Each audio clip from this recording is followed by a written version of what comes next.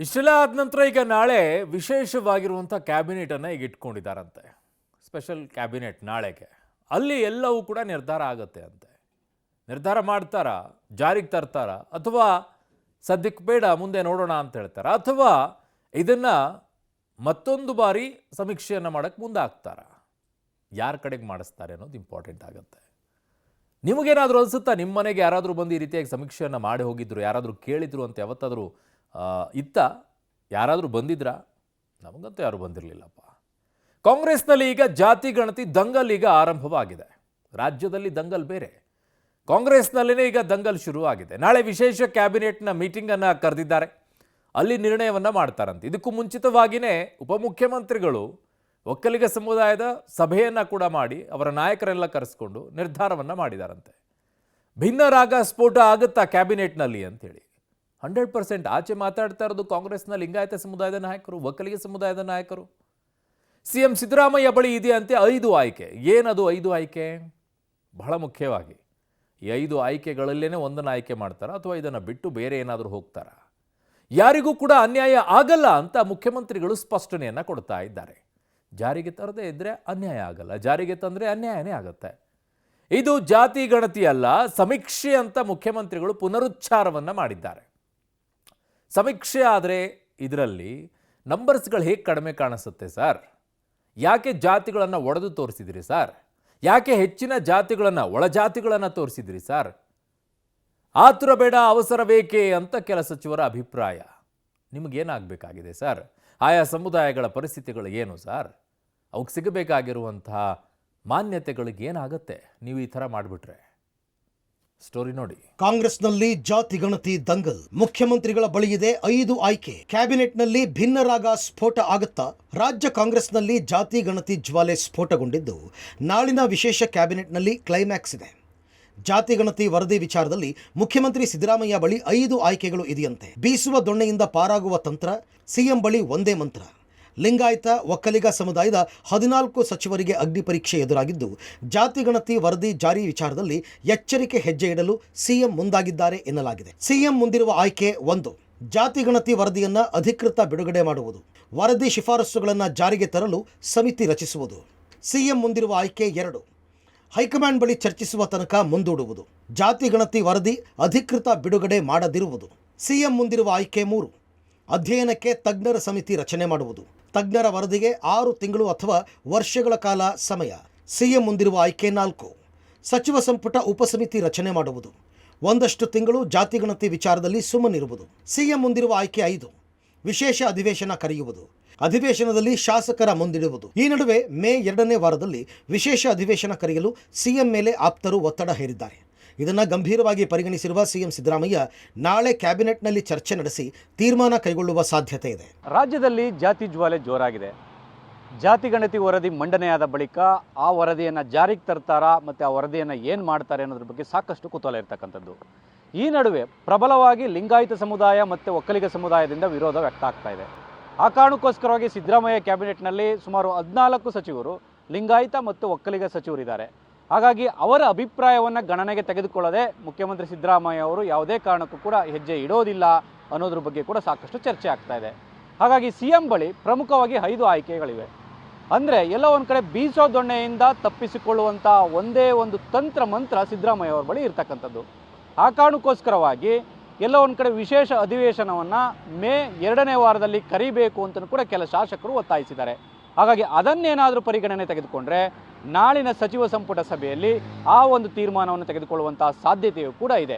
ಹಾಗಾಗಿ ರಾಜ್ಯದಲ್ಲಿ ಒಂದು ಜಾತಿ ಜ್ವಾಲೆಗೆ ಸಿಎಂ ಸಿದ್ದರಾಮಯ್ಯ ಅವರು ತಕ್ಷಣಕ್ಕೆ ಒಂದು ರೀತಿಯಲ್ಲಿ ನೀರನ್ನು ಹಾಕುವಂಥ ಪ್ರಯತ್ನವನ್ನು ಮಾಡ್ತಾರಾ, ಅದಕ್ಕೆ ತುಪ್ಪ ಸುರಿಯುವಂಥ ಪ್ರಯತ್ನವನ್ನು ಮಾಡ್ತಾರಾ, ಎಲ್ಲದಕ್ಕೂ ಕೂಡ ನಾಳೆಯ ಕ್ಯಾಬಿನೆಟ್ ಕ್ಲೈಮ್ಯಾಕ್ಸಲ್ಲಿ ಸ್ಪಷ್ಟವಾಗಲಿದೆ. ಇದು ಜಾತಿ ಗಣತಿ ಅಲ್ಲ, ಸಾಮಾಜಿಕ ಆರ್ಥಿಕ ಗಣತಿ. ಯಾರಿಗೂ ಅನ್ಯಾಯ ಆಗಲ್ಲ ಅಂತ ಸಿಎಂ ಸ್ಪಷ್ಟನೆ. ಜಾತಿ ಗಣತಿ ವರದಿಗೆ ತೀವ್ರ ಆಕ್ಷೇಪ ವ್ಯಕ್ತವಾಗ್ತಾ ಇದ್ದಂತೆ ಮುಖ್ಯಮಂತ್ರಿ ಸಿದ್ದರಾಮಯ್ಯನವರು ಸ್ಪಷ್ಟನೆ ಕೊಟ್ಟಿದ್ದಾರೆ. ಇದು ಜಾತಿ ಗಣತಿ ಅಲ್ಲ, ಸಾಮಾಜಿಕ ಆರ್ಥಿಕ ಗಣತಿ. ಯಾರಿಗೂ ಅನ್ಯಾಯ ಆಗಲ್ಲ.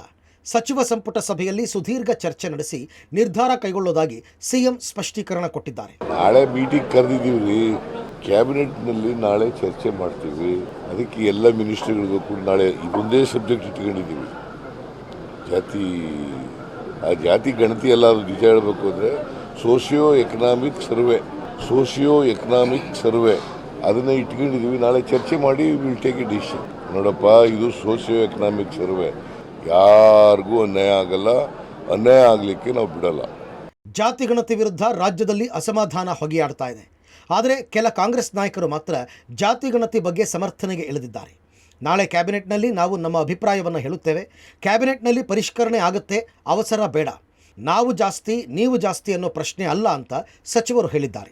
ಹಾಗಾದರೆ ನಾಳಿನ ಕ್ಯಾಬಿನೆಟ್ನಲ್ಲಿ ಭಿನ್ನರಾಗ ಸ್ಫೋಟ ಆಗುತ್ತಾ? ಕುತೂಹಲ ಮೂಡಿಸಿದೆ. ನಾವೆಲ್ಲ ಅಧ್ಯಯನ ಮಾಡಿ ನಾಳೆ ಅಟೆಂಡ್ ಮಾಡ್ತೀವಿ. ಯಾರ್ಯಾರಿಗೆ ಏನೇನು ಅಭಿಪ್ರಾಯಗಳಿರುತ್ತೆ ಅದನ್ನು ಅವರು ಕ್ಯಾಬಿನೆಟಲ್ಲಿ ಹೇಳ್ತಾರೆ. ಅಂತಿಮವಾಗಿ ಏನು ನಿರ್ಧಾರ ಆಗುತ್ತೆ ಸಂಪುಟದಲ್ಲಿ ಅದನ್ನು ಕಾಯ್ದು ನೋಡೋಣ. ಸಮೀಕ್ಷೆ ಏನಿದೆ ಅದು ಜಾತಿ ಗಣತಿ ಅಲ್ಲ. ಸಮೀಕ್ಷೆ ಹಿಂದುಳಿದ ವರ್ಗದಲ್ಲಿ ಇರುವಂಥ ಶೈಕ್ಷಣಿಕ, ಆರ್ಥಿಕ ಹಾಗೂ ಸಾಮಾಜಿಕ ಸ್ಥಿತಿಗತಿಗಳನ್ನು ಎತ್ತಿಡುವಂಥ ಕೆಲಸ ಮಾಡಬೇಕಾಗಿರುವಂಥ ಸಮೀಕ್ಷೆ ಇದೆ ಅಷ್ಟೇ. ಅದು ವೈಜ್ಞಾನಿಕವಾಗಿದೆಯೋ ಅವೈಜ್ಞಾನಿಕವಾಗಿದೆಯೋ ಅದನ್ನು ಪರಿಷ್ಕರಣೆ ನಾಳೆ ಕ್ಯಾಬಿನೆಟ್ನಲ್ಲಿ ಆಗುತ್ತೆ. ಯಾಕಷ್ಟು ಅವಸರ ಪಡ್ತಾ ಇದ್ದಾರೆ ಎಲ್ಲರೂ? ನಾವು ಜಾಸ್ತಿ ನೀವು ಜಾಸ್ತಿ ಅನ್ನೋದು ಪ್ರಶ್ನೆ ಅಲ್ಲ ಇದು. ಈಗ ನಾಳೆ ಕ್ಯಾಬಿನೆಟ್ ಇದೆ, ನಾಳೆ ಚರ್ಚೆ ಆದಮೇಲೆ ತಾನೇ ತೀರ್ಮಾನ ಆಗೋದು. ಪರ ವಿರುದ್ಧವಾಗಿ ಸಾಕಷ್ಟು ಮಾತು ಅದು ಸಹಜ, ಅದು ಸಹಜ, ಅದು ಮಾಡೇ ಮಾಡ್ತಾರದು. ನಾಳೆ ಕ್ಯಾಬಿನೆಟ್ ಕರೆದವ್ರೆ, ಕ್ಯಾಬಿನೆಟಲ್ಲಿ ನಾಳೆ ಚರ್ಚೆ ಆಗ್ತದೆ, ಚರ್ಚೆ ಆದಮೇಲೆ ನಾವು ಮಾತಾಡೋದು. ಹಿಂದೂ ಆಗ್ಬೋದು, ಮುಸಲ್ಮಾನ್ ಆಗ್ಬೋದು, ಕ್ರೈಸ್ತರಾಗ್ಬೋದು, ಅವರೆಲ್ರಿಗೂ ಸಮವಾದ ಹಕ್ಕಿದೆ. ಹಕ್ಕು ಕೊಡುವಂಥ ಕಾಲದಲ್ಲಿ ಅವರ ಜನಸಂಖ್ಯೆ ಆಧಾರದ ಮೇಲೆ ಕೊಡಲೇಬೇಕಾಗ್ತದೆ, ಅದು ಕಾನೂನು. ನಾಳೆ ಚರ್ಚೆ ಆದಮೇಲೆ ಮಾತಾಡ್ತೀವಿ. ಜಾತಿ ಗಣತಿ ಮಾಡದೆ 165 ಕೋಟಿ ಗುಳುಂ. ಸಿಎಂ ವಿರುದ್ಧ ಬಿಜೆಪಿ ಗಂಭೀರ ಆರೋಪ. ಗೊಂದಲ ಬೇಡ, ವರದಿ ತಿರಸ್ಕರಿಸಿ ಎಂದ ಕೇಸರಿ ಪಡೆ. ಜಾತಿ ಗಣತಿ ವರದಿಗೆ ವಿಪಕ್ಷಗಳು ವಿರೋಧ ವ್ಯಕ್ತಪಡಿಸ್ತಾ ಇವೆ. ಜಾತಿ ಗಣತಿ ಮಾಡದೆ ಸಿಎಂ ಸಿದ್ದರಾಮಯ್ಯ 165 ಕೋಟಿ ಗುಳುಂ ಮಾಡಿದ್ದಾರೆ ಅಂತ ಆರ್ ಅಶೋಕ್ ಆರೋಪಿಸಿದ್ದಾರೆ. ಸಿದ್ದರಾಮಯ್ಯ ಧರ್ಮ ಜಾತಿ ಒಡೆಯೋದರಲ್ಲಿ ನಂಬರ್ 1. ಈ ಹಿಂದೆ ಲಿಂಗಾಯತ ಧರ್ಮ ಒಡೆಯಲು ಹೋಗಿ ಕಪಾಳ ಮೋಕ್ಷ ತಿಂದಿದ್ದಾರೆ. ಈಗ ಜಾತಿ ಗಣತಿ ವರದಿಯನ್ನು ತೋರಿಸಿ ಹಿಂದೂಗಳನ್ನು ಒಡೆಯುತ್ತಿದ್ದಾರೆ ಅಂತ ಕಿಡಿಕಾರಿದ್ದಾರೆ. ವಿಜಯೇಂದ್ರ ಮಾತನಾಡಿ, ಧರ್ಮ ಜಾತಿಗಳ ನಡುವೆ ಬಿರುಕು ಮೂಡಿಸುವ ಕೆಲಸ ಕೈಬಿಡಬೇಕು, ಇಲ್ಲವಾದರೆ ಜನರೇ ದಂಗೆ ಎದ್ದು ನಿಮಗೆ ಬುದ್ಧಿ ಕಲಿಸ್ತಾರೆ ಅಂತ ವಾಗ್ದಾಳಿ ನಡೆಸಿದ್ದಾರೆ. ವರದಿ ಜಾರಿ ಮಾಡಿದ್ರೆ ಜೇನುಗೂಡಿಗೆ ಕೈ ಹಾಕಿದ ಹಾಗೆ. ಜಾತಿ ಗಣತಿ ವರದಿ ಜಾರಿ ಮಾಡಿ ಖಳನಾಯಕರಾಗಬೇಡಿ, ವರದಿ ತಿರಸ್ಕರಿಸುವಂತೆ ಕೇಂದ್ರ ಸಚಿವ ಸೋಮಣ್ಣ ಮನವಿ ಮಾಡಿದ್ದಾರೆ. ಈ ಜಾತಿ ಗಣತಿಯಲ್ಲಿ ಒಂದು ಜಾತಿ ಇನ್ನೊಂದು ಜಾತಿ ಮೇಲೆ ಎತ್ಕೊಟ್ಟೋದು, ಆ ಜಾತಿ ಈ ಜಾತಿ ಬಯಸೋದು, ಆ ಧರ್ಮನ ಈ ಧರ್ಮ. ಯಾಕೆ ಸಿದ್ದರಾಮಯ್ಯ ಈ ರಾಜ್ಯದಲ್ಲಿ ಜಾತಿಯನ್ನು ಒಡೆಯೋದರಲ್ಲಿ ನಂಬರ್ 1, ಧರ್ಮಗಳನ್ನು ಒಡೆಯೋದರಲ್ಲಿ ನಂಬರ್ 1. ಈಗಾಗಲೇ ವೀರಶೈವ ಲಿಂಗಾಯತ ಒಡೆದು ಕಪಾಳ ಮೋಕ್ಷ ಆಯಿತು, ಈಗ ಹಿಂದೂಗಳನ್ನು ಹೊಡಿತಾ ಇದ್ದಾರೆ. ಯಾರ್ಯಾರು ತೊಂದರೆ ಅನ್ನೋದಕ್ಕಿಂತ ಹೆಚ್ಚಾಗಿ ಗೊಂದಲ ಈಗ ಸಾಕಷ್ಟು ಆಗೋಗಿದೆ. ಇನ್ನಷ್ಟು ಗೊಂದಲ ಮಾಡ್ಕೋಬೇಡಿ, ಅದನ್ನು ತಿರಸ್ಕಾರ ಮಾಡಿ ರೀಸರ್ವೆ ಮಾಡಿ, ಪ್ರತಿಯೊಂದನ್ನು ಕೂಡ ಪಾರದರ್ಶಕವಾಗಿ ಮಾಡಿ. ನೀವು ನಿಮ್ಮ ಕಾಲದಲ್ಲಿ ಅನೌನ್ಸ್ ಮಾಡಿ, ನೀವೇ ಕ್ರೆಡಿಟ್ ತಗೊಳ್ಳಿ, ನಾನೇನು ಬೇಡ ಅನ್ನೋದಿಲ್ಲ. ಆದರೆ ಒಂದು ಕಣ್ಣಿಗೆ ಎಣ್ಣೆ, ಒಂದು ಕಣ್ಣಿಗೆ ಬೆಣ್ಣೆ, ಸುಣ್ಣ, ಅದು ಆಗೋದು ಬೇಡ. ಬೆಣ್ಣೆನೂ ಬೇಡ, ಸುಣ್ಣನೂ ಬೇಡ. ಇಷ್ಟೆಲ್ಲ ಗೊಂದಲ ಇಟ್ಕೊಂಡು ಅವ್ರು ಅದನ್ನು ಕೈ ಹಾಕಿದ್ರೆ ಜೇನುಗೂಡು ಕೈ ಹಾಕ್ದಂಗೆ ಆಯ್ತದೆ ಅನ್ನೋದು ಅವ್ರಿಗೆ ಅರಿವಿದೆ. ಅರಿವನ್ನ ಉಳ್ಳವರಾಗಿ ತಪ್ಪನ್ನು ಮಾಡಿ ಎಲ್ಲ ಒಂದು ಕಡೆ ಖಳನಾಯಕರಾಗಬೇಡಿ ಅಂತ ನನ್ನ ವಿನಂತಿ. ಜಾತಿ ಗಣತಿ ರಾಜಕೀಯ ಫಸಲಿಗೆ ಹೊಂಚು ಹಾಕಿರುವ ಶ್ರೀಮಾನ್ ಸಿದ್ದರಾಮಯ್ಯನವರೇ ಸತ್ಯವನ್ನೇ ಹೇಳಿ ಅಂತ ಕೇಂದ್ರ ಸಚಿವ ಕುಮಾರಸ್ವಾಮಿ ಕಾಲೆಳೆದಿದ್ದಾರೆ. ಅತಿ ಹಿಂದುಳಿದ 20 ಪ್ರವರ್ಗಗಳಲ್ಲಿ ಸಿಂಹಪಾಲು ಬೆಣ್ಣೆ ನುಂಗಿದ ಭೂಪರು ಯಾರು? ಕಿರು ಬೆರಳ ತುದಿಯಲ್ಲೇ ದತ್ತಾಂಶವಿದೆ, ನೀವು ಸುಳ್ಳು ಹೇಳಿ ತಪ್ಪಿಸಿಕೊಳ್ಳಲು ಸಾಧ್ಯವಿಲ್ಲ ಅಲ್ಲವೇ ಅಂತ HDK ಪ್ರಶ್ನಿಸಿದ್ದಾರೆ. ಒಟ್ನಲ್ಲಿ ಜಾತಿ ಜನಗಣತಿ ದಂಗಲ್ ಜೋರಾಗಿದ್ದು, ನಾಳಿನ ಕ್ಯಾಬಿನೆಟ್ನಲ್ಲಿ ಕ್ಲೈಮ್ಯಾಕ್ಸ್. ಸರ್ಕಾರ ಏನು ನಿರ್ಧಾರ ಕೈಗೊಳ್ಳುತ್ತೆ? ಕುತೂಹಲ ಮೂಡಿಸಿದೆ. News desk, public TV.